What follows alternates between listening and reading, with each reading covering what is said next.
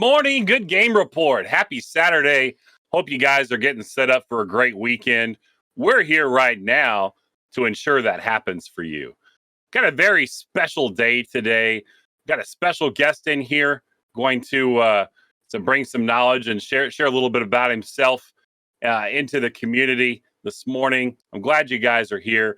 If you're here watching on Twitch live, appreciate you. If you had to take the day off because you're out there in the wild dealing with the weekend adulting, we understand that too. Catch us on. We appreciate you watching on YouTube later in the week or downloading wherever you download your podcasts and maybe listening while you're on your lunch break or whatnot.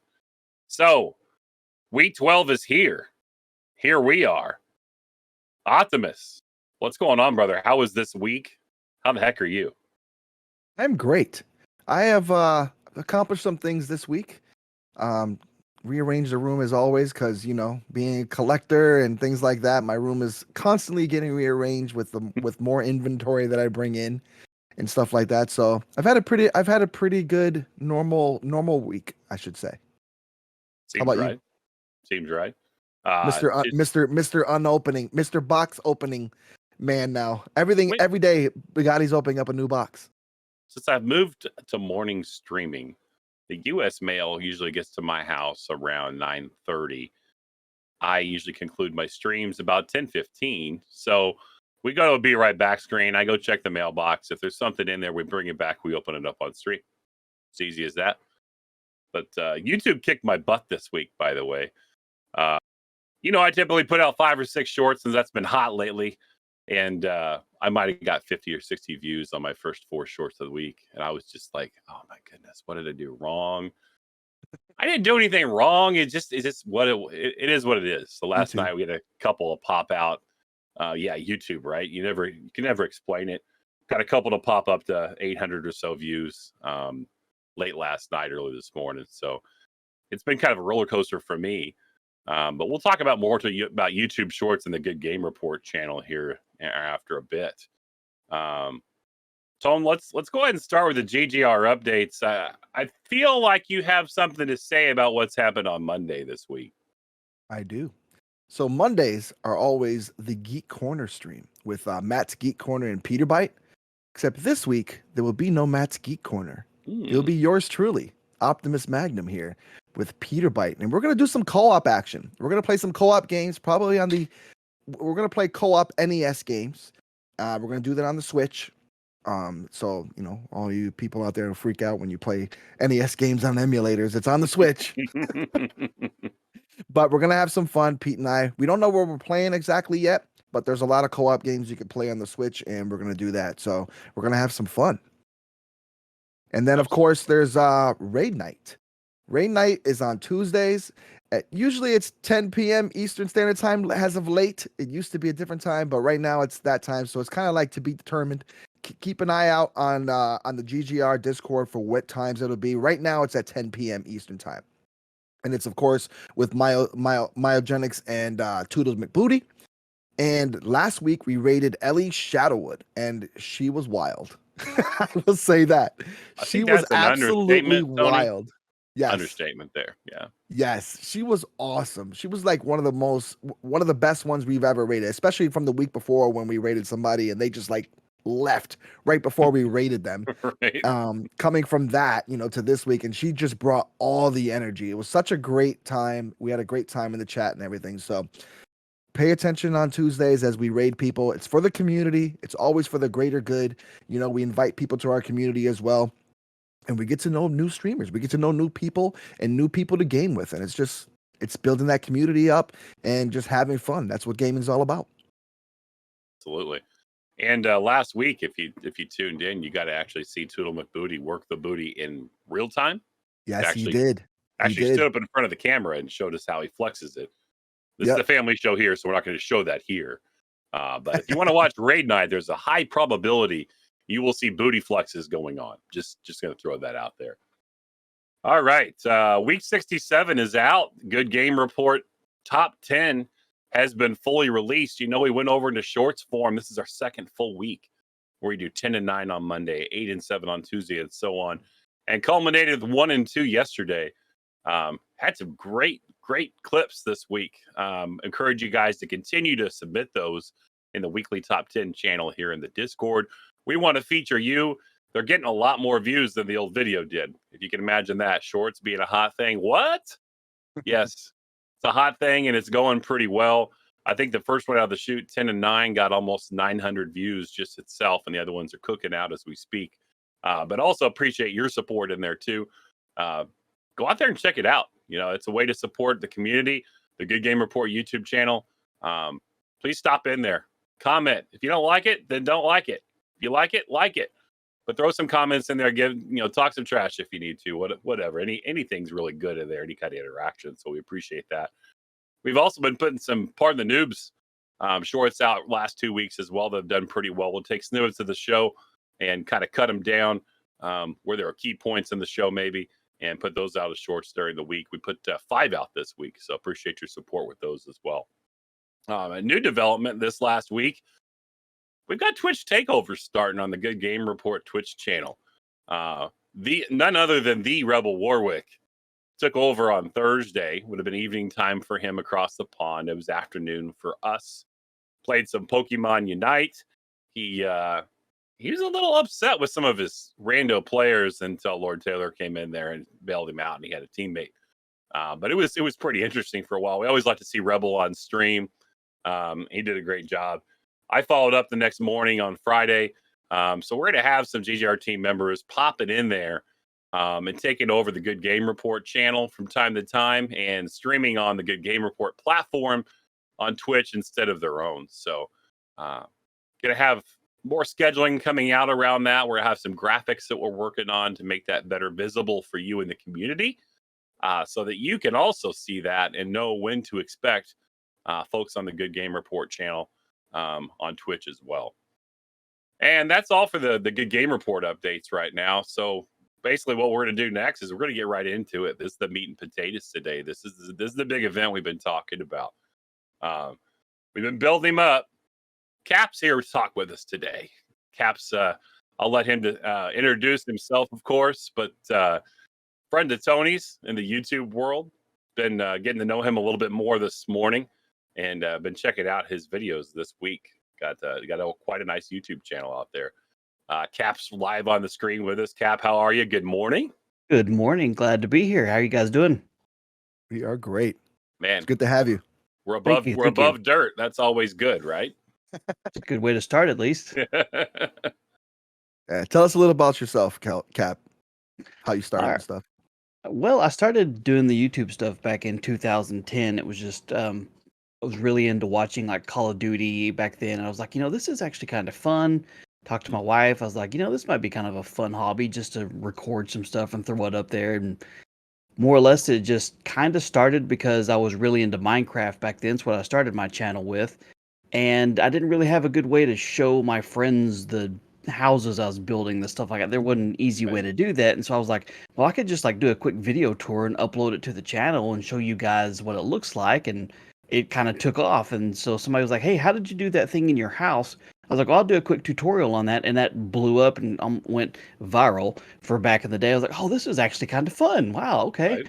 Let's just keep it going here. And then it kind of snowballed from there. And I started having some early success. And it's like, well, this may be a way to turn into a small business one day if we keep it going. And fortunately, it has. Very well. Yeah. I remember you for the Call of Duty videos and stuff like that. I remember you used to I used to do them, and I remember you used to run with I think it was Thunder.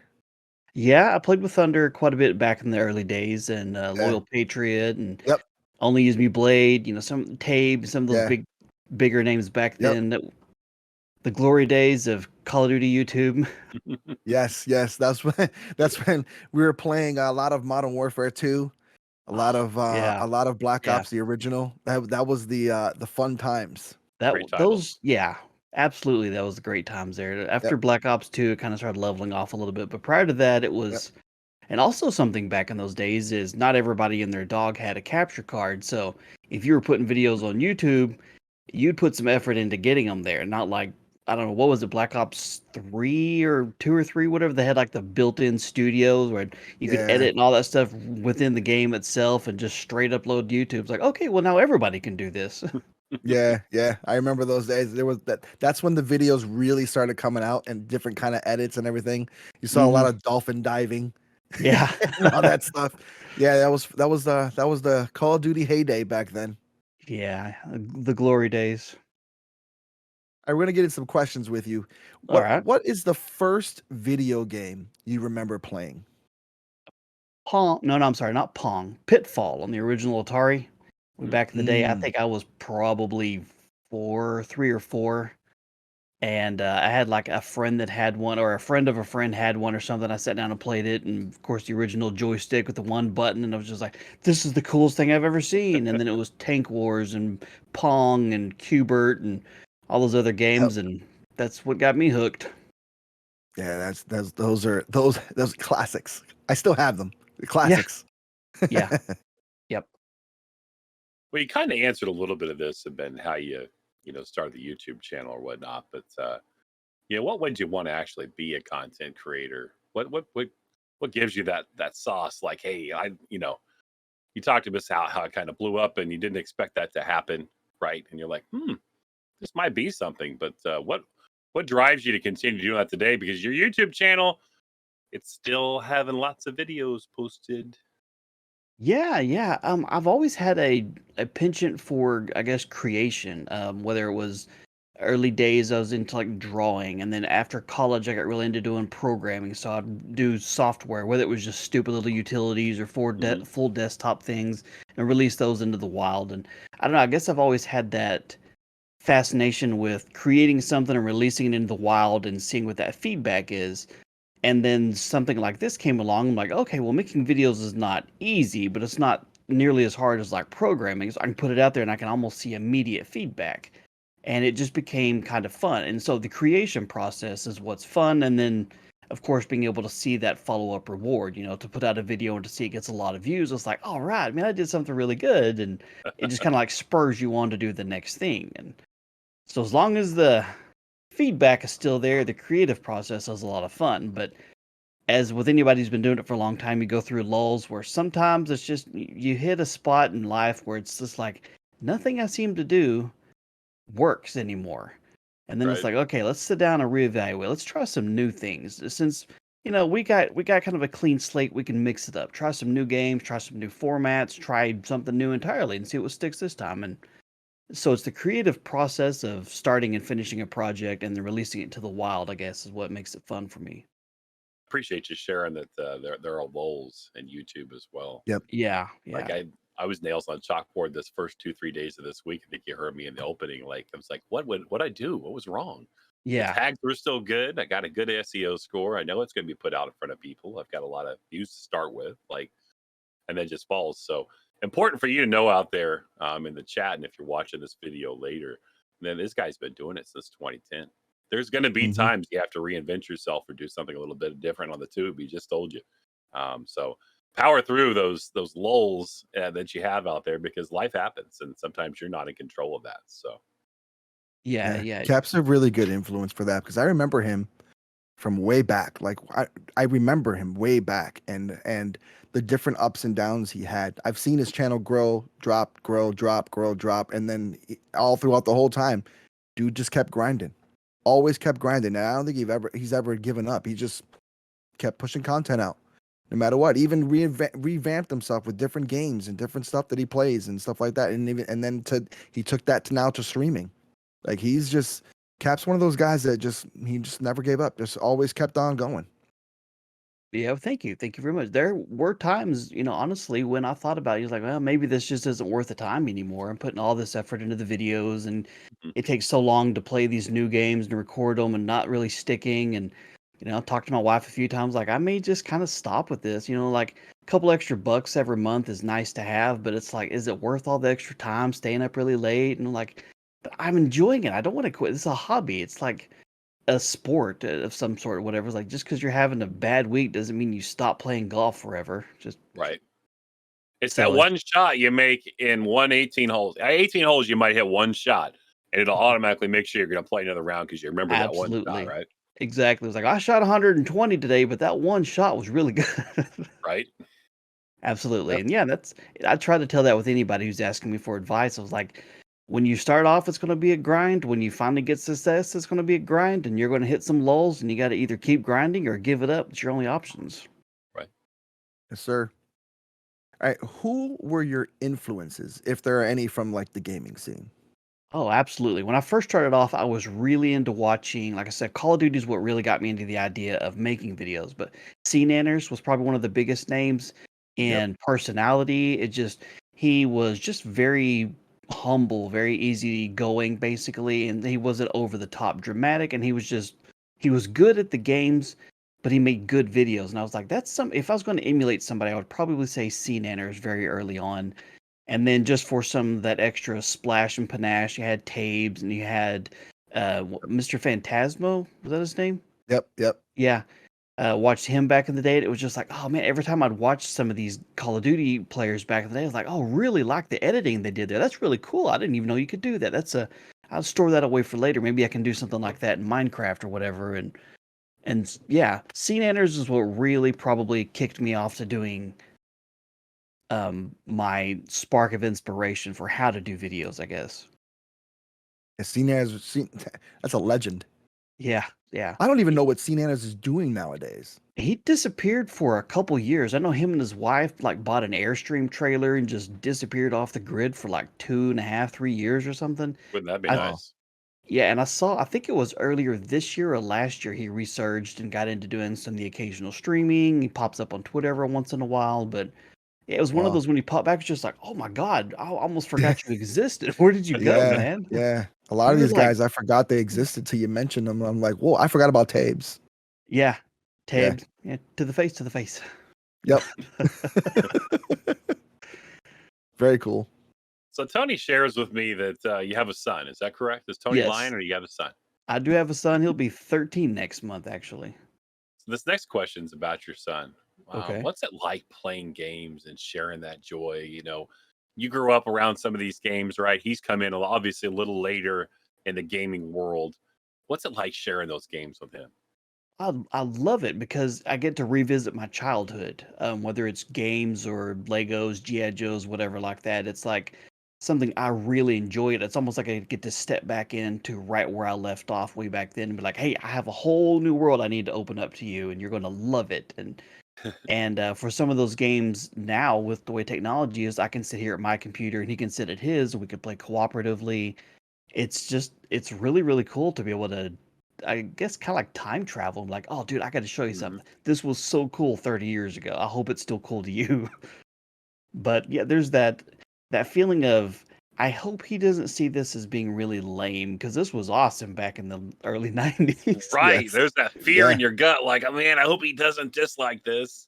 Right. I mean, when Yeah. your first games nowadays are in 1080p and 4K and really HD visuals and a full 3D world, you can drive around in GTA and stuff, and it's like, I need to show you Mario Kart. Just the original Mario Kart. They're like, wow, this is pretty lame. The map's flat. You only have 4 characters to pick from. I was like, shut up, man. Yeah. I have a question. Do you secretly like buy things for like your son and like tell your wife, yeah, it's for him, but really you buy it for you to play with him because you want to play with the things? Well, of course, absolutely. Yeah, that's how, like, action figures and cars Yes. and Hot Wheels, Micro Machines, all this, There you go. which all the it's cool seeing a lot of that stuff is either A, still around, or B, that they're bringing it back after all these years. It's a lot of fun to see. Like, they have Micro Machines still. Like, oh man, I remember those commercials having Yep. hundreds of those tiny little things around, and they're back again. So yeah, absolutely. It was just like, hey, you'll enjoy this, but if you don't, I'm gonna play with it by myself. You never have to fully grow up. You just get old. Yeah. Yeah.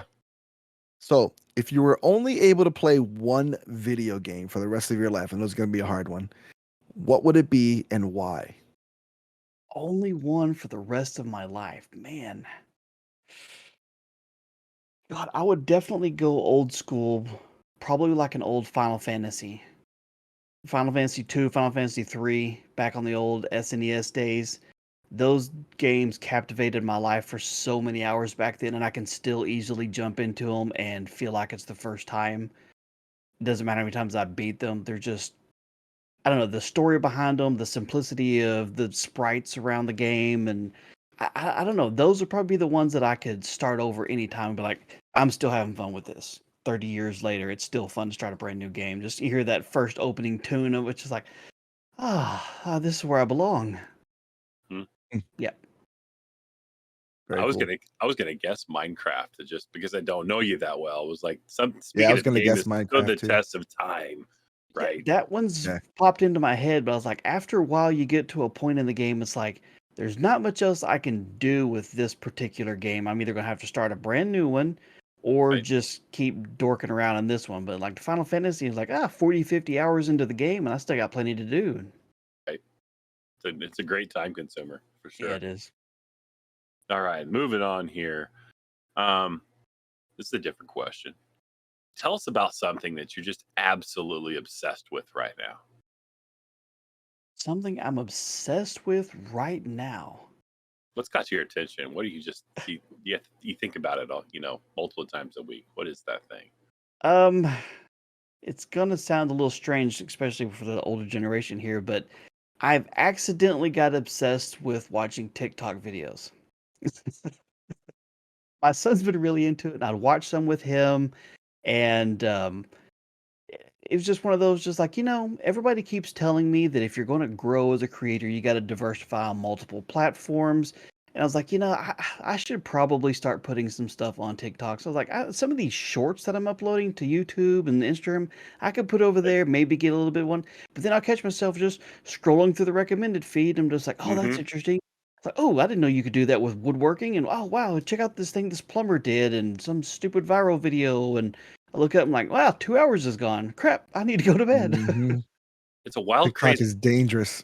Yes. So dangerous because there's so many, like you just pointed out, there's so many real life things and life hacks, DIY stuff, you name it, that are really practical to watch on there too. It's not just kids making crazy videos to get views and maybe video games and stuff. There's practical stuff out there too. So I get lost sometimes too. I'm also, I'll raise my hand. I'm also guilty of this. I've been trying to not post on TikTok lately because I don't want to get in there and get trapped, because I know if I get in that feed, I'll look up an hour or two later and be like, where'd the time go? That I do that far too often lately. It's like I'll just check TikTok for a few minutes and I'm gonna read a little bit before bed. And then I glance up and Mhm. like, oh, I should have gone to bed an hour and a half ago. So that's been my latest obsession. Basically, is just mostly because I'm still new to it. I've only been doing it, as far as like uploading things to it for like a week and a half, 2 weeks maybe. I got But you. as far as diving into the rest of the world, it's like I feel like there's so much I need to see, and there's not enough time to see it all. Yeah. Absolutely. All right. What is something that is considered popular now that annoys you? Something that's popular now that annoys me, man. Well, right this second, it's hard to know for certain, but I can say just going back a little ways, the Fortnite dancing, because my son was really into it, and he was always trying to learn whatever new dance they added to the game. That him and his friends would do that. We'd be standing in line at the store and look over, and he's over there flossing or whatever. It's like, oh Oh my my god, goodness. can we not? It just drove me nuts. Right this very second, I can't think of anything, but that was the last thing I remember Other that was man, like, quit flossing in line. yeah. Yeah. And what's I was bad not a fan is of the floss. no, what's bad is I've always been one to kind of have like an idle dance myself. I'm kind of standing there, kind of just, got a song on my head or whatever, and then I watch my son doing that. I'm like, oh, shoot, now I'm flossing. Great. That's very fair. Very fair. If you could change one thing on YouTube, it's going to make you the president and CEO of that company for a day. And I say you can change one thing. What would you do, and why would you make that change? Um, I think I would probably try to take YouTube back to the way it used to be when it comes to what subscribers actually mean. Because on the platform now, your subscriber number means nothing. It's still milestones that they hold you accountable for, but Mhm. it doesn't mean anything anymore. Because you subscribe to a channel, but if you don't watch 2 videos, then all of a sudden YouTube stops sending you new video request or new updates saying, "Hey, by the way, they uploaded or they went live or they got a new short out." it's just like, oh, I subscribe, and then I'll have people like, oh, I forgot you even upload. I thought you stopped uploading for the last month. I hadn't seen anything about it. It's like, so I think I would probably say if you're subscribed, the videos you're subscribed to, the channels are going to be priority in your listing of recommendations. If you don't want to watch them anymore, unsubscribe. We'll pop up and say, hey, you haven't watched a video from this channel in the last month. Do you want to unsubscribe? Just that way it actually matters again on trying to, because you're trying to build a community on YouTube. It's having the random people show up is nice for sure if they can turn into regular viewers, but your return viewers are the important ones. They need to be shown priority when you upload or go live or whatever it is. And right now it's just like, well, here's a whole lot of other stuff that you might be interested in that you've never seen before, but all the stuff that you know you like, yeah, we're going to hide that over here. So what I hear you saying is when you log into YouTube, whether that be on your PC or from the mobile app, you want to see your people up on the front. You don't want to see them cramming all other kinds of stuff in front of you, right? You want to be able to Right. prioritize who you're subscribed to so you can see those folks when those videos pop up. Is that kind of more what kind of Yeah. a capsule? Yeah, because back in the day when you went to the homepage, it did list the channels you were subscribed to. That's how it was organized, and it was organized,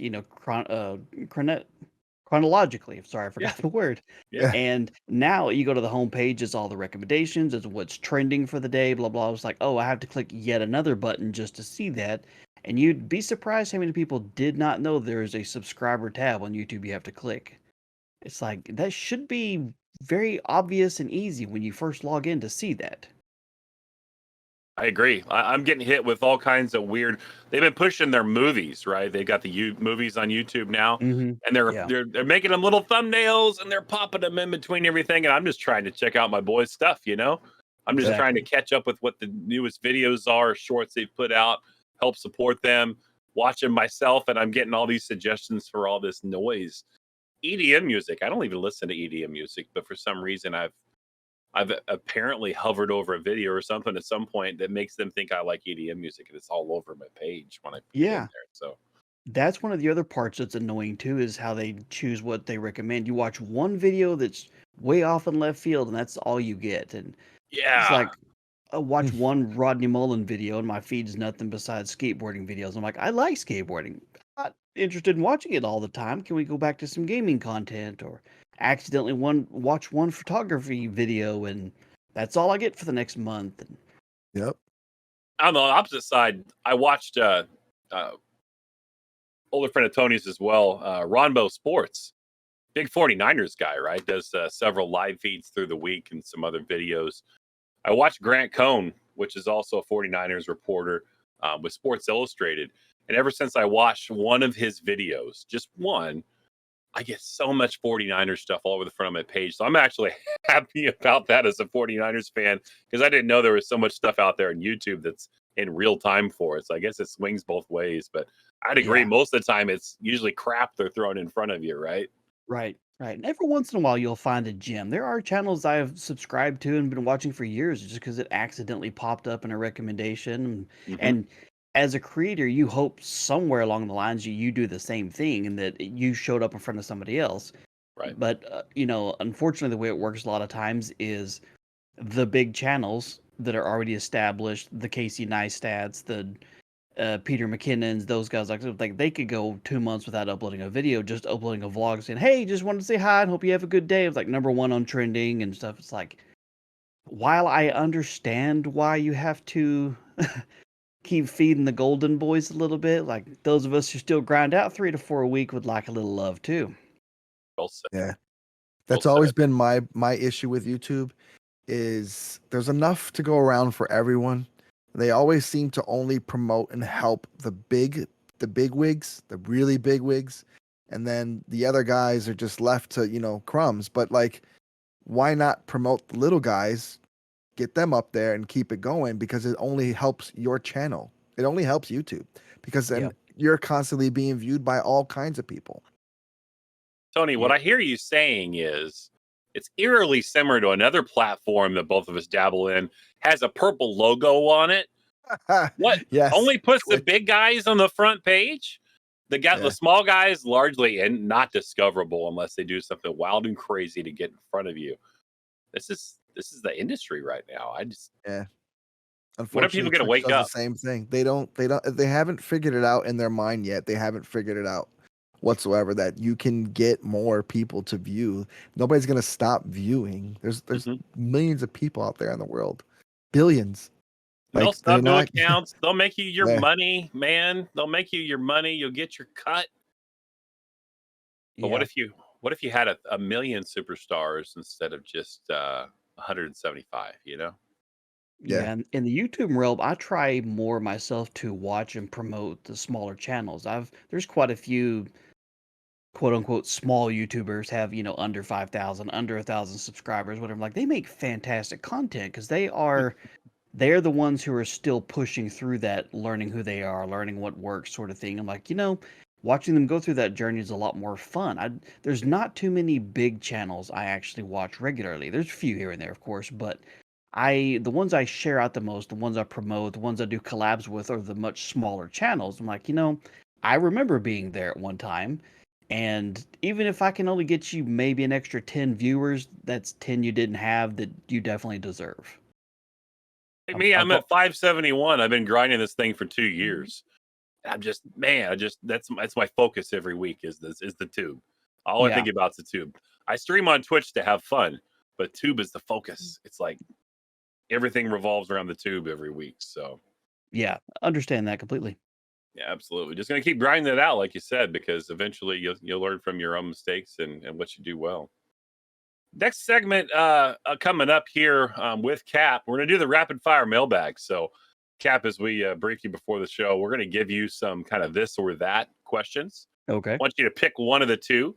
We'll can do do, them kind of quickly, but if you got something that you want to add that maybe adds some different flavor, might get us to laugh a little bit, feel free to. can do. You ready? All right, yes, sir. All right, first one, vacation or staycation? Staycation, All right. Passenger or driver? driver, Scotch or whiskey? whiskey, All right, my man. iOS or Android? Android for sure. Okay. Cake or, yeah, Tony's celebrating that one. Cake or pie?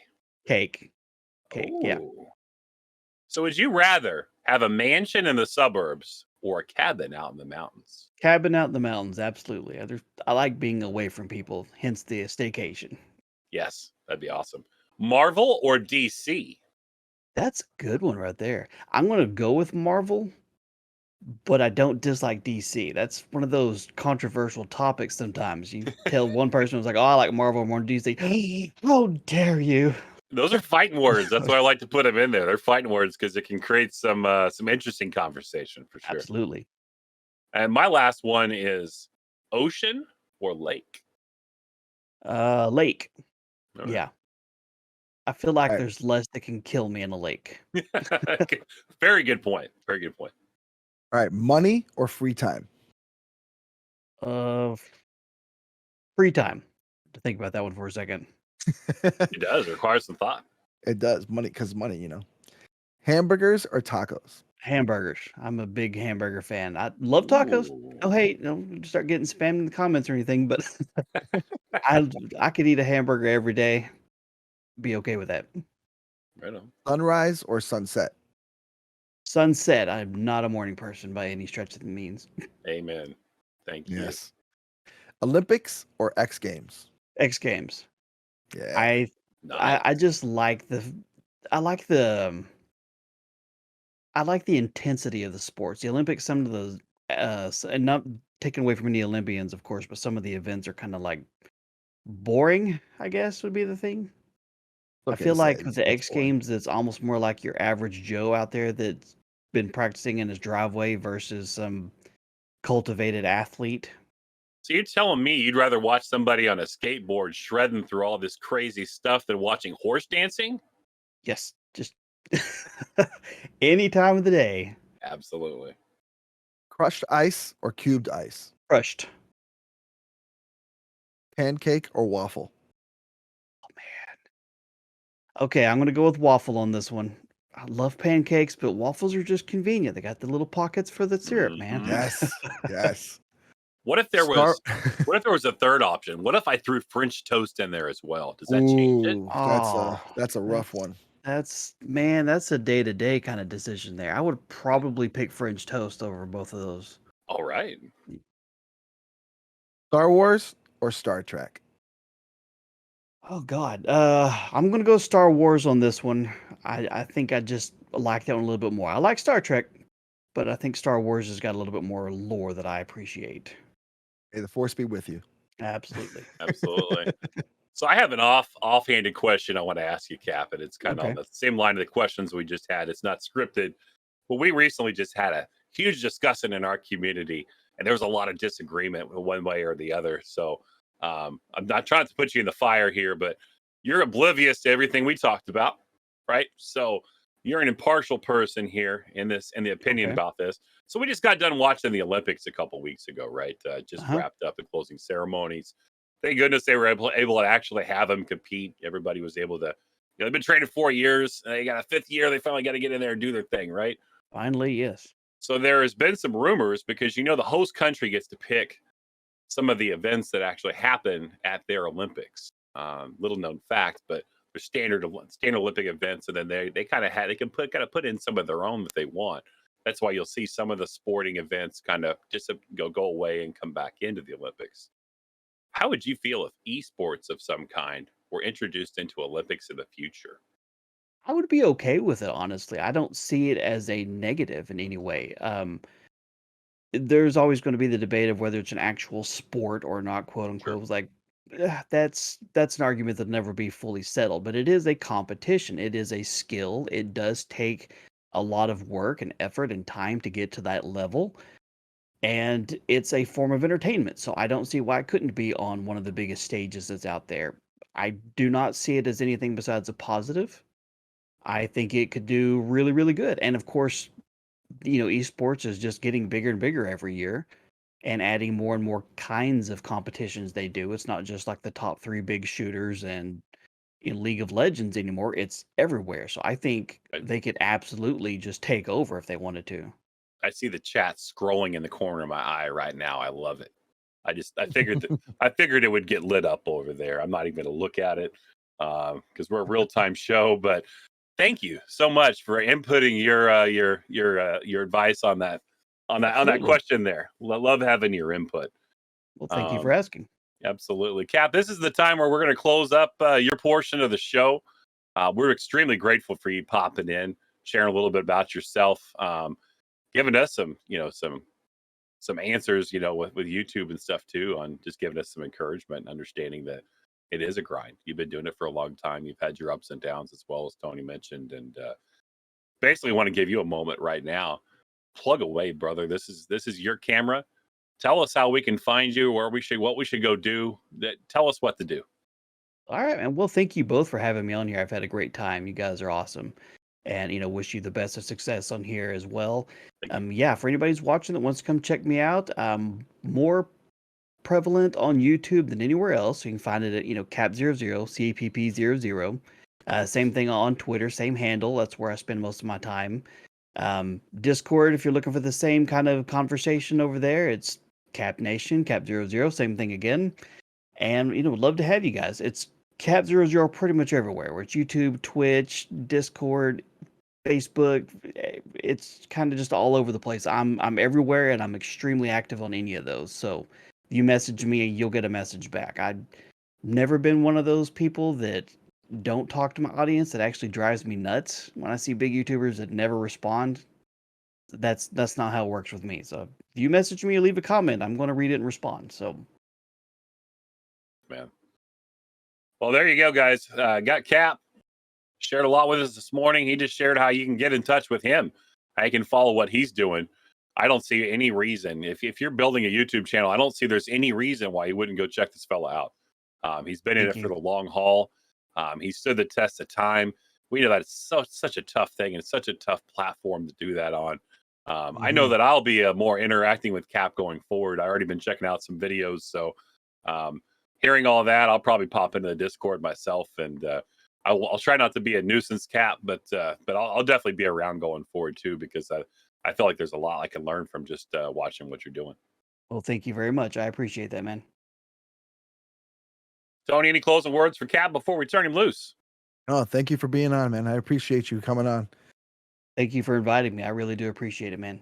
It's been an honor to be here. Well, thank you. Thank you, sir. Enjoy your weekend and have a great Saturday. Y'all do the same, and thank you again.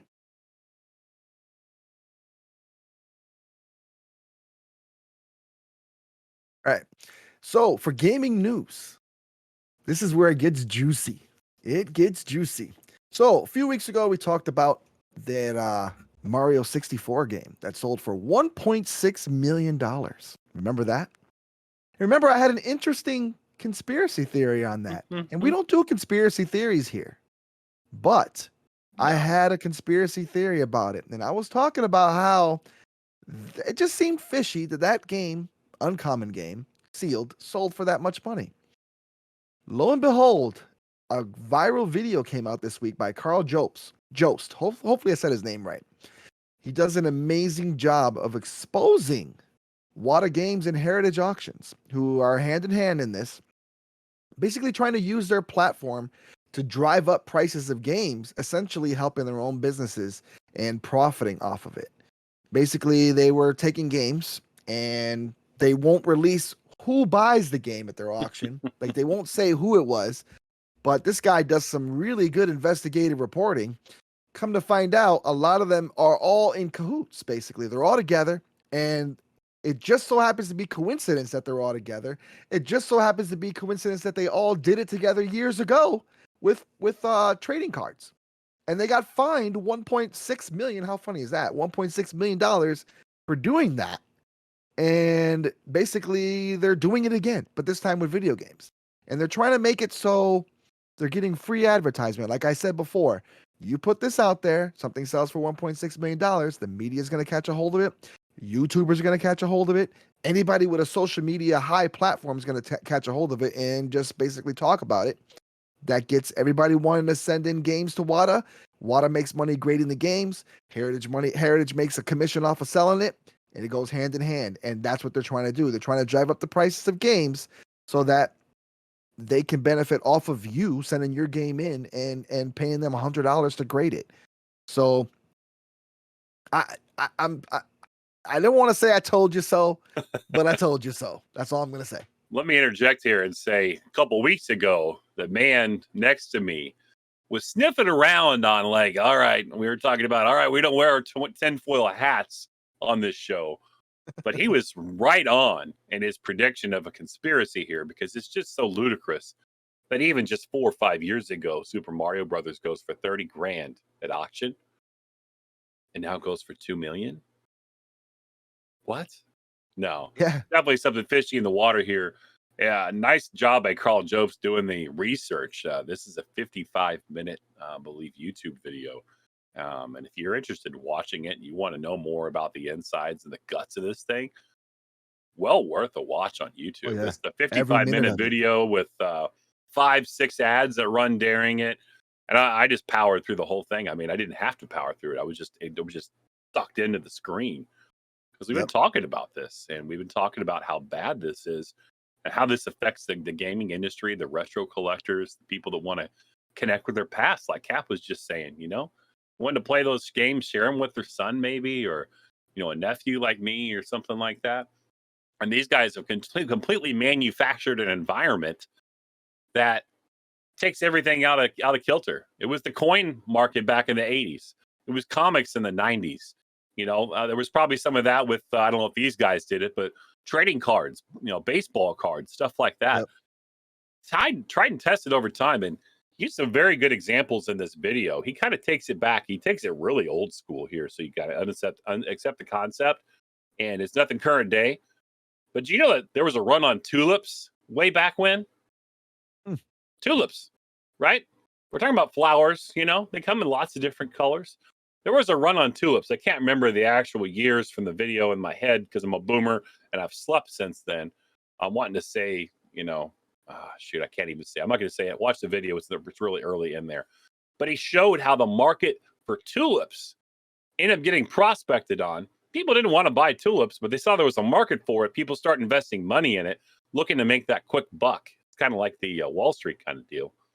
Start to manufacture their own bubble right, of inflated tulip prices because they want to be the next guy to take money home. Well, guess what? There's a pin that always comes and pops that bubble, and the tulip bubble popped. And there were some people that bought in tulips at quite a bit too much money, and they never got it back out. Guess what? I hope these guys are the ones with money in their pockets, invested wise, that lose all the money on these games, because this bubble is going to pop because of people like Carl Jobst that's come out and said and kind of uncovered this whole thing, right? Yeah. So you can be part of that. Don't go buy games at inflated prices. Don't buy into this freaking Yahooism, this whatever is going on here. Everybody's hiking up prices of games. I've been betting on Macari, and I've been bidding down to, I've been making offers. I'm like, hey, that's not even a fair price, right? Yeah. Get pricecharting.com out, like Tony's taught me to do. I'm like, that's not even close. I'll give you this, right? Some people take it, right? And some people are just proud. Don't feed the monster, because the more you spend on these games and whatnot, you're just creating it happening even more. So that's how you can do your part. And just there's YouTubers out there that I felt that were involved in kind of this thing too as well, because they have a higher platform, they have a lot of subscriber base, and they talk about sending their games to WATA. There's a lot of them. There was a couple of them this week that came out and made statements about this. One of them struck me. Not going to name who he is because I don't want to put people on blast on this show. Right. But one of them struck me because he's been sending tons and tons and tons of games lately to WATA. And he said that he was still going to continue to do so because the other grading company sucks, basically. And their way of getting games graded takes too long, and there's all this paperwork to fill out. They basically do it old boomer style, and he doesn't like it because it's just not very convenient for him. But he mentioned one thing that really caught my attention, and he said that he wanted to be a partner with WATA, that he eventually wanted to be a partner with them, and that he said he wasn't probably going to pursue that now, but given what's happened, but he said he wanted to be a partner, and that made me think: isn't that a conflict of interest when you're a partner with somebody that grades games? So now you're getting games graded at a discount rate, probably high scores. Favorable ratings for giving them more free advertisement and more free. So they're basically like, that goes to show, like, who else is partnered with them? Is anybody else partnered with them? Is there any other YouTuber? Because I've seen other YouTubers promoting WATA and promoting Heritage Auctions recently before all this documentary came out. And that's when I was starting to get my, thinking going, like, what's going on? And it made me think, there's a lot of conflict of interest with this group. It just seems like there's too much coincidence, too much conflicts of interest, and just too much deception and just, fraud happening. And I don't like where this is going. In one word, games are going to go down again. In one word, Tony, you just said it. It's fraud. This is fraud. It's literally fraud. It is absolute fraud. A gaming, the auction place and the grading house shouldn't be in cahoots. They shouldn't even know who each other are, except for transactions they make. Maybe they ship, the grader ships it to the auction directly to be sold because that's what the original person wants or something. These guys should not be connected like they are. YouTubers, if you're a big YouTuber out there and you're participating in this crap, stop it. You're just making the bubble bigger. You're just making the story. You're making this thing successful, right? Like I mentioned a couple weeks ago, Rally or whoever bought a group that formed together, bought that game for $2 million, spread it around, right? They're never going to make more than $2 million on that game. The bubble's already burst. You're not going to sell that for more than $2 million, if it even happened, right? So this guy in this video also breaks down. I don't know how you guys are, the Securities and Exchange Commission, right? The SEC. When you're a publicly traded company like that and you're moving around stock or whatnot, there's people that are listed in there. If you're a publicly traded company like mine that I work for, I can go in there and look at that stuff. He busts it out right there on the screen, right? We see a lot of conflicting information amongst people that shouldn't be together or know who each other are or in cahoots with each other. And this really just, it angered me watching this video. I was pleased to know what Carl Jobst did in breaking this down, right? This is very informative. But I was just livid. I was ready to punch a hole in my drywall down here watching it because I just can't believe I do believe, because this world is what it is, but I can't believe these guys have gotten this far. Yeah, and I have nothing against game grading, like personally. I don't think it's a bad thing. I just No. think it should be done the right way. And there was a YouTuber that I watched. It's called Mr. Right Way, and I will mention his name because he talks about in his video that he's not against game grading. Game grading is fine if you want to Yeah. memorialize something and keep it there. There's digital games to play. You can still play it and stuff like that, but do it the right way. Do it the way that's legal, the way that's correct, not in a way that is corrupt like this and creating a market that should not exist and making games, making people go, crazy looking for these things, trying to kill each other over a piece of plastic. Because there's people that, when you see games that high, you see a sealed game at a garage sale, you best believe if there's another person trying to get that game, they're going to try to get it from you, and who knows what they're going to do. They're either going to fight you or something like that at a garage. I hate to say things like that, but stuff like that can happen over money, because of money, over a piece of plastic. And that's what he said. It's a piece of plastic, people. It's not, you don't take it when you die. You don't take it with you. So No. I'm all for grading. I'm all for, having, making your money or making some money on some stuff, but do it the right way. Couldn't agree more. Let's get off this subject because it gets us both hot under the collar and just makes us so irritated. So maybe some more lighthearted news. I don't know. We're going still in the legal community here with this, but I don't know if you guys heard Dr. Disrespect. He's apparently suing Twitch over his ban.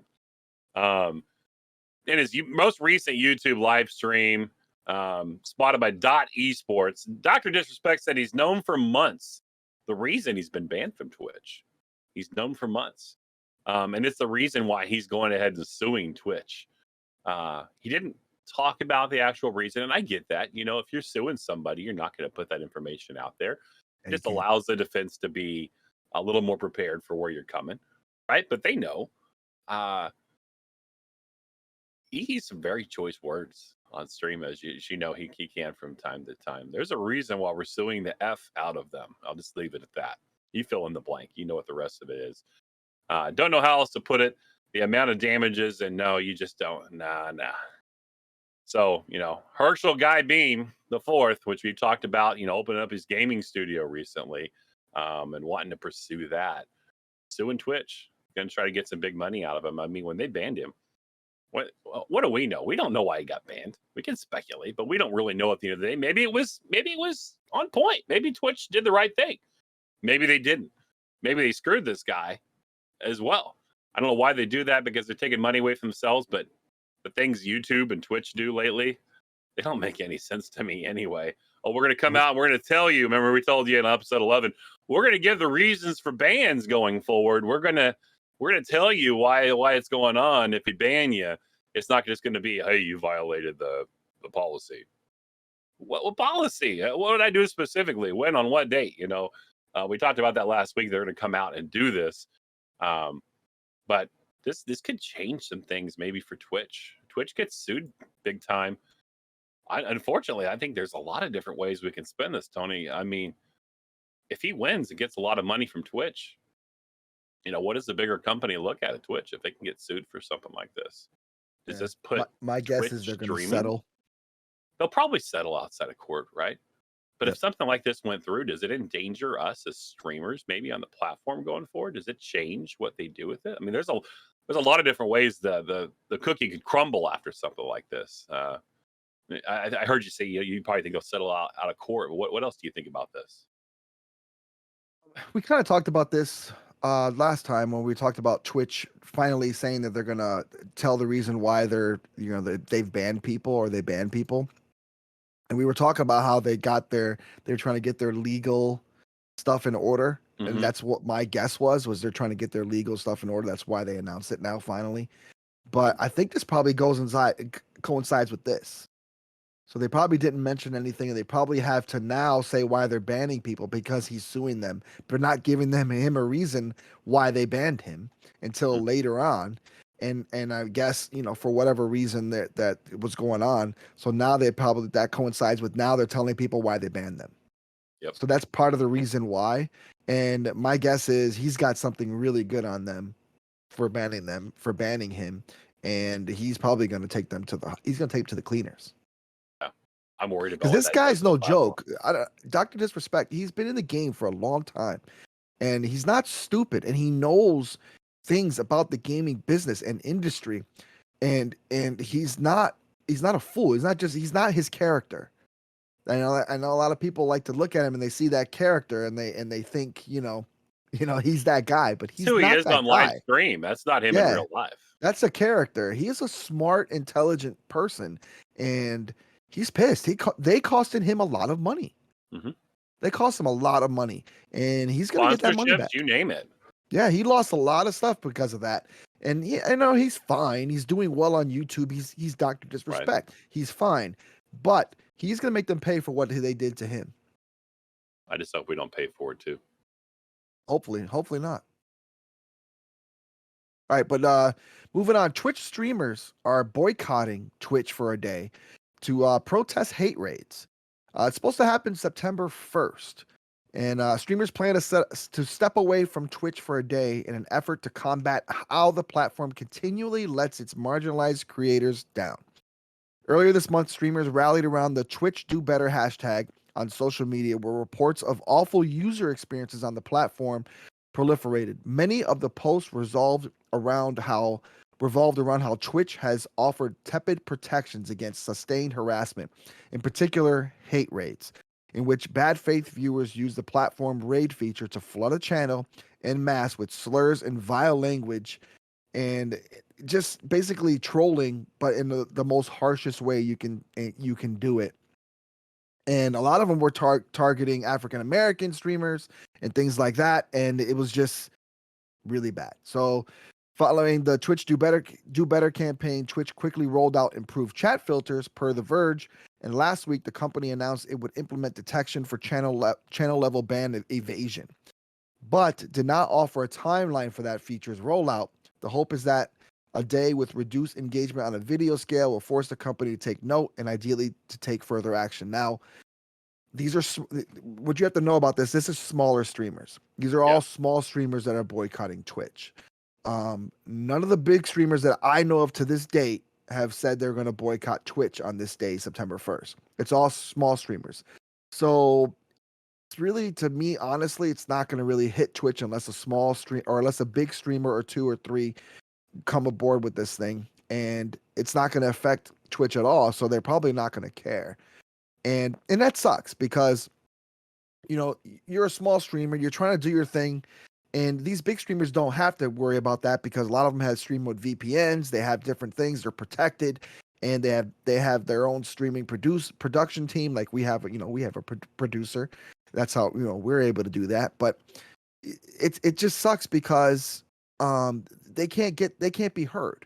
They can't be really. They're not going to really affect Twitch in any way unless a big streamer takes it. And a big streamers, to me, is not going to do it because they have sponsorships, they have stuff that they have to fulfill, and they're not going to risk giving up any money or losing a sponsorship over something like this that maybe their sponsor will not support or back against. So it's just a sad thing, and I don't think this is really going to do anything to hurt Twitch. I won't. It's a sensitive subject, so I'm all for what's going on here and then recognizing, because this has been kind of a thing that's come up here in the last couple of weeks. It's nasty behavior by humans, period. Yes. Nasty behavior. But I'll take the other side of the coin here is Twitch does provide filters that you can provide in there. You can pop whatever kind of words in there you want to filter out. There's a lot of different options that streamers do have. So what I'd like to see people actually look into their Twitch account and realize that, hey, you've got options, right? Yep. Now, we're not all protected by VPN and whatnot, like Tony said earlier, right? I will be streaming on Wednesday morning just like normal. I do have some things set up in my customized chat filter options and whatnot to keep some of this crap from happening. It's not an end-all, be-all. I did read this article a little bit too, and they got into Twitch payouts for affiliates and stuff and wanting more of like a 70-30 mix where the user gets 70 and Twitch gets 30. I'm all for that. But it was the platform on this article kind of talked about multiple things and not just the hate speech and whatnot, and the rating with the crappy human behavior in it.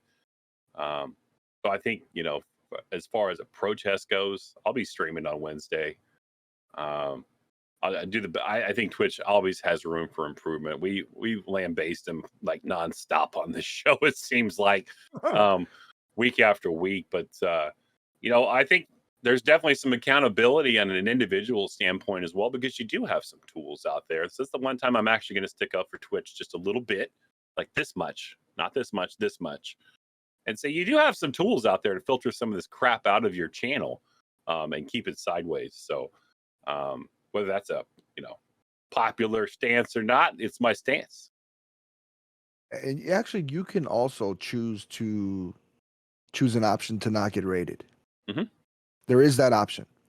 Like there's a little option in the settings that you don't want to be rated. You can click that off, and people can't raid you. Now, they can still go to your chat and they can still say what you want, but that's what you have the filters for. Yeah. I personally have tons of filters in mine for bad language. I don't like swearing in my chat. Same. That's me. I don't really like swearing in general. I try not to swear on my streams. Not that I don't do it. I'm just saying I just try to keep my chat and my streams very clean. PG-13, So baby. if I see stuff like that, I'll just ban people or kick them out or tell them, warn them, hey, keep the language down. This is a clean stream. There's kids watching me, or there could be kids watching me. There could be family or somebody, watching me stream a game or something. Let's keep that chat out of this. And if they don't, I just ban them. The producer earlier this week, in response to kind of some of this stuff, he was watching TikTok. As Kat mentioned earlier, TikTok's more than just gaming or funny videos and that kind of stuff. There was an informative video on how you can use your Stream Deck and the multi-action piece.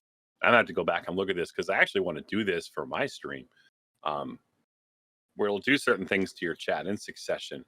It will take a live clip so you can catch who actually did it. And you just push one button and all these multi-actions happen. And it was a very well thought out, resourceful thing. So maybe if you got surprised by this, and he puts it up, and I'm looking down on my Stream Deck right now. It's a big red button that says stop or panic. It's a panic button, right? So if you got rated by this and you got a Stream Deck, you can simply push this button in the multi-actions that you could set up. And he had all the steps right there of what you want to set up. And you could basically nullify what's going on, right? And then and then clip it so you can see who did it. So you could actually, if you wanted to turn this person in or this account in, you could. So I thought it was pretty cool. Interesting. Definitely want to check that out. I don't have the link for it right here. The producer did mention it earlier in one of the many chats that we have out there. So I'll go try to find it. But just another way, there's ways around this, right? It's not all on Twitch. We have to take some accountability as users or streamers on a platform, because they can't be the world's policemen, they can't do that. Like, they got a lot of stuff going on. They're getting sued by Dr. Disrespect. I don't mean to be comical about that, but there's a lot on their plate right now. We have some onus on this too. We have tools ourselves that can put this into play for ourselves and protect ourselves. We don't have to just blame Twitch and say, "Hey, woe is me. You fix it for me." Great if they do extra stuff. Anything extra Twitch can do to help us out is great. But don't look through rose-colored glasses and not do anything for yourself. That's a recipe for disaster. Any other thoughts on that, Tom? No, I'm good. All right. Let's move on to esports then. Let's this is kind of a bittersweet time. Tony's favorite part of the show every week is the esports update. Yes. Last week, Tony and I end up both being sad because both of our teams didn't win champs in the Call of Duty League. Call of Duty League has come to a close. We'll be showing you there. Should have a picture popping up on the screen here in just a moment, showing the final bracket and how champs ended up being there. 8 teams earned the right to compete. 4 went home, right? We started with 12 teams to start the season. 4 didn't make it here. 8 earned the right of playing through a whole regular season and majors to make it here. This is the playoffs and the Super Bowl of the COD League. Champs is what it's called. There's only one winner. Only one team can call themselves champs at the end of this thing. So had a few different things going on this year, right? COVID swirled and swarmed the idea of champs this year. At the end of the day, and after all those COVID concerns and some players getting it after Major 5, thankfully the show went on with masks and fans on land in California at the Galen Center in USC. It still went down. It was electric. I know DJ Barbar and I were live messaging in the esports chat, the Good Game Report Discord as it went on. Just some themes kind of stayed the same, right? So Champs was a story about the season. A lot of things that happened in Champs happened through the entire season. I took some mental notes of those and kind of put those down to share with you guys today. So once again, Optic underplayed and got beat while they made simple mistakes, right? Just simple, like basic stuff. It's like they forget. They're looking to make the big plays and they make the simple ones. Dallas stayed competitive when it mattered the most, but couldn't pull it through at the end of the day. When it came, time for the Dallas Empire to shine, yeah, really competitive team all season. But when it came time to it and the lights were on them, nah, it didn't matter. Tony's New York subliners. Go ahead, say New York it. stand up. Yeah. They showed brilliance at times, right? They just like, oh my goodness, what's going to happen? And then sometimes it looked like a dim bulb. It looked like, it's an older bulb, and it starts getting ready to go out. And then one of the pieces like frays from the end. Some days they look like 100 LED halogen freaking beam of light, right? And you're like, oh my goodness, what's going on? And then a breath later, they look, like the worst light bulb you ever bought. LA Thieves and the Florida Mutineers could never seem to get anything together. That's the whole season right there. The Rocker looked like the first 4 or 5, majors of the season, right? Major 5-ish, and then back to the start again. The Rocker had that really epic run in Major 5, but at the end of the day, they pooped out just like they did the first 4 majors of the season, and looked just like themselves. The Toronto Ultra, they showed a lot of grit this year, tact, the will to win. End of the day, they didn't have enough. Even though they did get a major down this year and taking out Atlanta FaZe. But that's the story. The story right now. We're going to put a picture up on the screen there of them. Atlanta FaZe showed up focused, and they carried out what we thought would likely happen. They're champs. They went 3-0, 3-0, put themselves in the final, and there was no doubt about it. Atlanta FaZe was in here to win this. Of course, there's 3 old E United players there, and then Arcities joins them. These guys were on point. There was no beating Atlanta FaZe at champs this year. Crowder had them locked in, right? They were locked in. They were ready to do what needed to be done. In closing thoughts, these teams didn't go home empty-handed, so we're going to put up some of the numbers there on the screen of how much these teams made. This is a major event, right? There's a lot of money gets shared here. It looks like Atlanta FaZe as a team took home $1.2 million as a team. It gets spread That's out. A lot of money. You got 4 players, you got an organization, you got coaches, you got other people, right? But even down to 7th and 8th place, 25,000 gets spread around. Even for the Florida Mutineers and the LA Thieves, 100 Thieves brand. You can see the numbers there on the screen. There's big money in this. They play all year to be placed in this and to do something with it. And then, man, oodles and gobs of money. So Champs is here. Champs is over. Call of Duty League YouTube channel has been doing some different things, kind of postseason type stuff. And it's time to move forward. In November, Vanguard's on the way in. A new Call of Duty game happens every year in November. I can already pre-order it out there right now. And several folks that have PlayStations have it and have been showing that beta in streams and whatnot. Looks pretty cool so far. I'll reserve my reservation for a little bit later. So I've seen some more gameplay. I think in another week or 2 that you can actually do that with a PC or an Xbox. So I probably will pre-order because I'm a COD player every year. So I will adjust, kind of going back to more of the World War II setup. So it should be interesting. Call of Duty League wise, this is the off season. So what happens in the off season in baseball, basketball, and football? Exactly. People trade places, right? You get trades, you got free agency, you got all kinds of things there that happen. So now the off season is here. The Seattle Surge said goodbye to every one of their players on their team. Bye. Thanks for all you've done. Put a nice little thing out in socials. They're all cut. The whole Seattle Surge team. Bye-bye. We'll see you. We'll see you around. So they're going to be filling a whole new team. Haven't seen any other big changes from other teams yet. But bet the people move around. COD's going to be a 4-on-4 squad again next year. Won't be any changes around that, it seems. But there'll be lots of drops. There'll be lots of trades. I don't know. I don't know with my team with Optic. I don't know what needs to happen. I was calling Scumpy out earlier in the year, but then you see him playing champs and you realize, like, why was there such a dork to him earlier this season when he wasn't doing everything right? This guy was nails when it came down to it at champs. And then I'm thinking, like, okay, Envoy's young, right? Can he still build? Can he be there? Formal, do you need to stay around? Like, is it your time to go? I'm thinking after champs, like, Dashy was nails down the stretch. And every team's thinking about those kind of things right now. They're thinking about the chemistry of their team. Are they one piece away? Or they're like the Seattle Surge, they need to wipe and start over. It's going to be a lot of movement.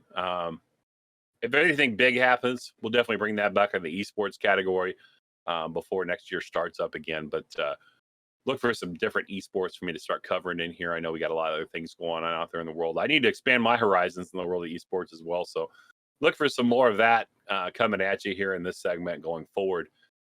Anything you want to share about NYSL or any feelings you have, Tom, before we go on to the retro corner? I was excited when you told me they won, and then I looked again, they lost. I was like, come on. And then they lost again later to the Rocker. Yeah, I pinged you after that first match. I was like, that was the 100 LED brightness. Like, whoa, nice. Yeah. And then by the time you checked, he'd already lost the next match. I was like, oh. I was like, oof. Yeah. But moving on to the retro side of things, my second favorite. There's some retro consoles out there that are being made for people, to play their retro games on. And Analog is one of the companies that does a great job of it. And they recently re-released their Super NT, which is basically a 1080p Super Nintendo, and the Mega SG, which is a 1080p Sega Genesis. And I have the Mega SG here. I have my Super NT being shipped to me currently, so I don't have it yet. But these are excellent consoles for people that want a retro game and maybe don't have the other console, the original consoles, the original Sega Genesis or original Super Nintendo. But also they're great consoles because they basically you're able to play the game how it was kind of meant to be played in a really crisp looking, much better resolution.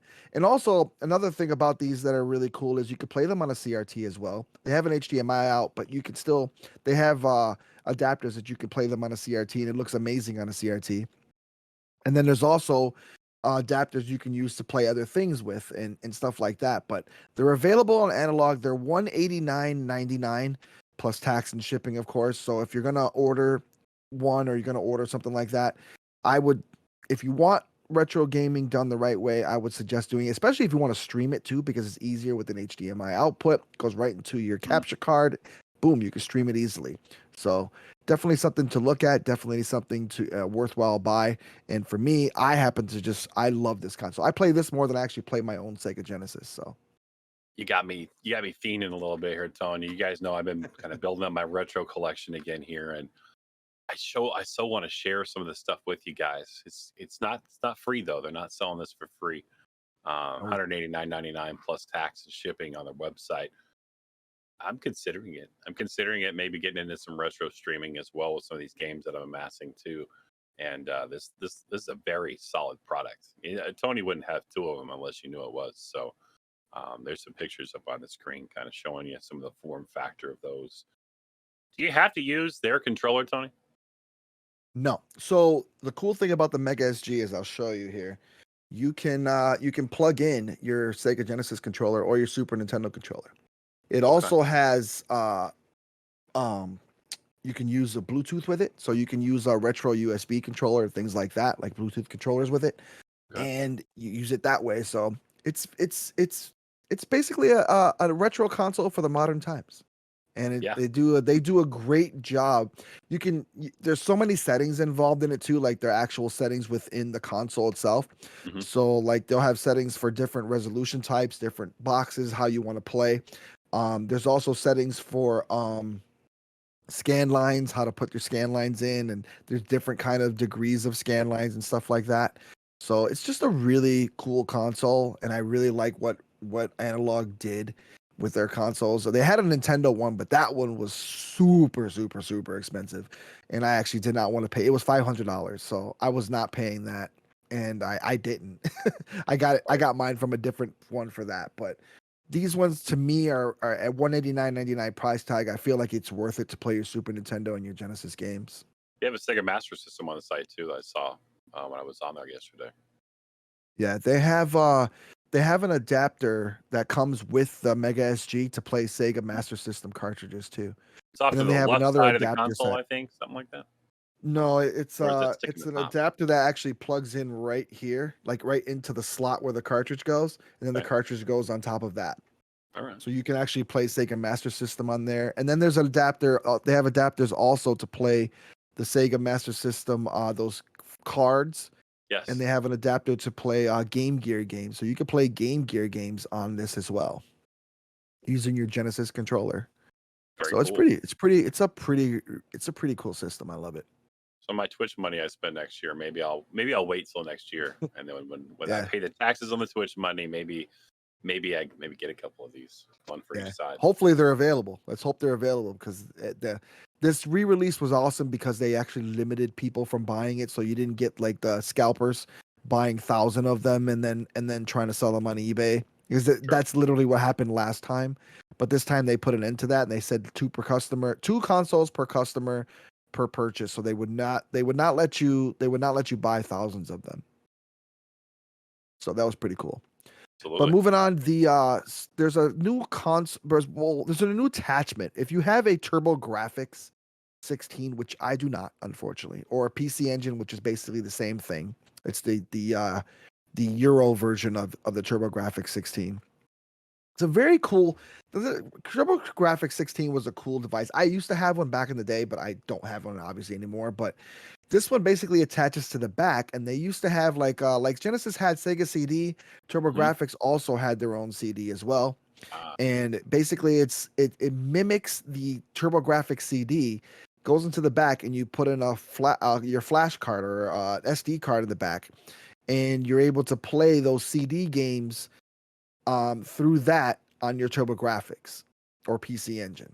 And it's a really cool device. It basically just attaches to the back. You put your little card in and you fire it up, and there's all these settings just like you would have like this Mega SG or any other kind of like emulating thing, basically. And basically it is an emulator, but it mimics your CD. So it like pretends it's basically like CD. It's telling the console that I am the CD, I am working. Basically, it's a pretty cool thing. I've seen some people playing it on some streams. One of our I forgot his name, Space Robot Arm. He uses it. He was using it. That's how I first saw it actually. And there's a few videos out there. Mad Little Pixel has a video on it. Metal Jesus has a video on it. It's a pretty cool device. But and there's another thing is the resolution is high as well on this thing. So now it's got an HDMI out. So you're putting out another 1080p signal basically to your TV and playing these TurboGrafx CD games in 1080p. So it's pretty cool. That is cool. Absolutely. Yep. And for Tech Talk, Forza is getting a colorful, translucent controller for the Xbox Series X. The thing looked really cool. We're going to put it up on the screen in a minute, but Microsoft revealed a colorful new custom Xbox Series XS controller to celebrate Forza Horizon 5 during its Gamescom 2021 Xbox stream. Much of the controller is a translucent yellow, but it also features blue and pink as accent colors with paint splotches splashed across the front, pink buttons with blue letters, and the blue and pink control sticks. The controller also has black grips that look to have a rubberized texture that will differ from the bumpier texture used on other Series X controllers. The new controller costs $74.99, which is a $15 increase from the usual $60 price or $59.99 price of standard controllers, but it also comes with some exclusive Forza Horizon 5 DLC. You can pre-order it from Microsoft's online store now, and it will be available on November 9th, the same day as Forza Horizon 5. It Now, looks pretty snazzy. yeah, you're paying for the $15 extra for it, but at least you're getting some DLC, which is pretty much what the cost of DLC would be anyways. So that's what they did. I kind of wish they would just leave it at the $59.99 or maybe make it $5 less, like $69.99, and add that $15 DLC so you get the controller and you feel like you're saving some money, but it's kind of like paying for the controller and the DLC in one. You know what I mean? Doesn't Unless the Microsoft DLC have is enough money $20. already? Yeah, unless the DLC is maybe $20 or something, so you are saving $5 or something. But it just feels like you're paying for the DLC if How you're many paying for people that. you think, Tony, are actually going to go buy this controller with it, with putting the math together simply like that? I mean, we can't be the only ones that see it that way, right? Yeah. I mean, how many are actually going to sell these without putting it at advantageous price There'll point? be a lot of people that'll buy it because it's so controllers like that for the Xbox, I know for a fact sell for a lot of money. So a lot of people will hold them and never open them and resell them. Mm. Or if you're a big Forza fan, there's a lot of people out there that are huge Forza fans. Of course, they'll use that controller and they'll buy it. But my guess is a lot of people will buy it to hoard it and sell it later because those controllers have high resale value later because collectors want them because of the color and they're a special edition and stuff like that. Oh, the reseller market. It's unbelievable. But now, moving on to my absolute favorite portion, game deals. I love game deals. Who doesn't like buying games, digitally, physically? I mean, I prefer physically, but digitally, whatever. But right now, PlayStation Indies. So basically, indie titles for Right. PlayStation. They're doing an up to 75% off sale right now. So a lot of great Whoa. titles on there. I was looking on there, and there's a lot of great games you can play. A lot of the games like Krego's Broforce or things like that. All these beautiful indie games that you can play, and indie games are really, really fun. You get a lot of platformers. You get Broforce. Yeah, look at the pumping Broforce. But yeah, indie games are just fun to play, and with 75% off, you can't go wrong. You can't. Bro, you can't go wrong. Which brings me to this ID at Xbox sale. They're also 75% off, and basically those are independent developers. So Xbox has this thing where you can develop games on their system. I don't know how it works. There's like a development thing that you can do on their console, and you can develop games and play them. And they have basically indie titles. And they also have up to 75% off of their games as well. And really, really, really, really cool titles on there. And then the big one with the release of the new Left 4 Dead game, basically, I forgot what it's called. I already forgot what it's called. It's called something, but I always forget the name of it. Because they never. I feel like they should call it Left 4 Dead 3, but they don't. But Back for Blood or something? Yeah, something like that. Back for Yeah. Blood. With that, I think this is why this is on sale. But on Steam right now, Left 4 Dead 1 and 2 are both $1.99 each. That's a steal. If you want to buy that, pick it up, play the co-op with your friends. That is the most fun you can have on a game. I believe you can get away with buying just 2 Left 4 Dead 2. I think you can still play the Left 4 Dead 1 maps, but you won't get the Left 4 Dead 1 character. So I would just buy both. It's only $4. $4. Why not? $4 and some tax. You can afford it. And then play that game with your friends, link up, and it's just that game is a blast. I don't know if the multiplayer servers are still going, like the actual multiplayer matches on Steam. They should be because it's Steam. Steam had pretty much everything runs on Steam. Yep. For multiplayer, but definitely link up with your friends and be able to play co-op. That's fun. With the PlayStation and Xbox updates you mentioned there, talking about some indie games, it's something I don't know a lot about. We do have somebody in the Good Game Report community that does. I don't know if you guys have seen Bordeaux post a lot in the. He writes a lot in that section and whatnot, and does a lot of writing around indie games. Is very involved. Maybe we ought to have him on the show sometime and have him school us up on indie games and just make. Is that the game deal section? Yeah, he posts down there, and he writes articles. Right, he's more of a. I think he's more of a journalist and he follows a lot of these indie games and helps people put them together and whatnot, and creates some ties between people. So maybe that's somebody we have on the show sometime, even if it is just for an indie game segment once, and have him drop some knowledge on us, because I feel like I'm an idiot when it comes to indie games. I know in concept what they are, but maybe we got to crack that open. So I thought out loud in the show there. I wanted to share that with everybody, and maybe Bordeaux listens to this, and maybe that drops a hint to him. But maybe that's something we do. So, Cool. Tony, what's going on this week for you, man? What are you lasered in on this week? What can we see from you this week? Well, first of all, tomorrow Geek Corner, so I'm gonna be razor focused on playing with Peter and beating. Hopefully, him and I can beat a game on stream. That'd be really cool. I love last time I was on there, I was able to beat Commando on the stream. So I want to be able to do that and have some fun with Peter. That would be really cool. And anything else for me, I'm just doing my usual thing. I'll be posting on Instagram as usual. Hopefully soon with me. Hopefully I'm trying to get a job because I still am unemployed technically. Once I get a job, I'll be able to get my stream schedule rolling again and everything back to normal, where I can. Right now, I'm focusing more on career and this show and little side things I do, but I want to make sure I get first and foremost a job so I can get my streams rolling again and everything back to normal. Absolutely.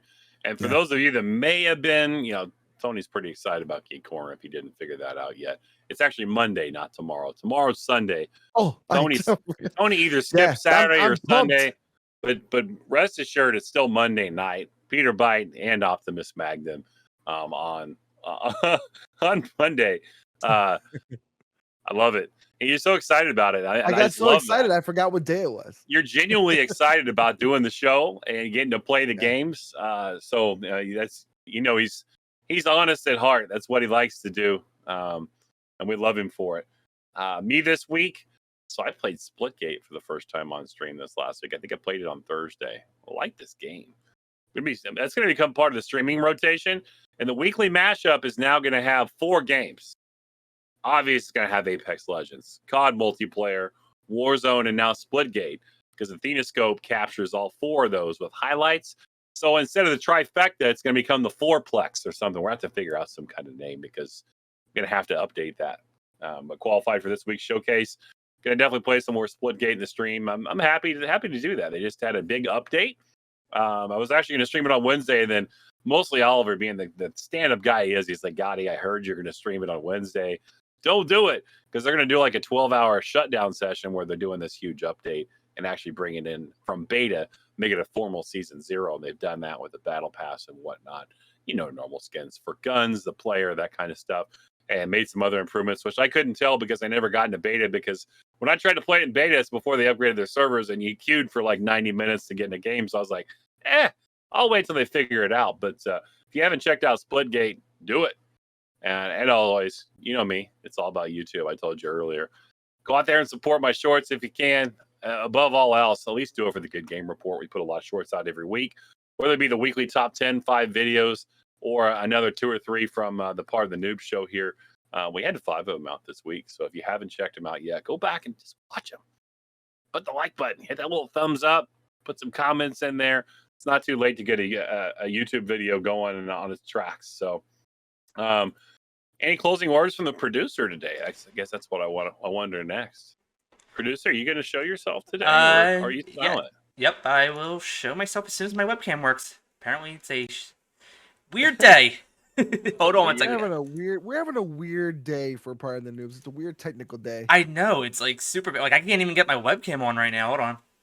We talked about so much being, how well this show is produced, everything with Kat before the show, and then it's almost like we spoke the opposite into existence. We jinxed ourselves. That's what it was.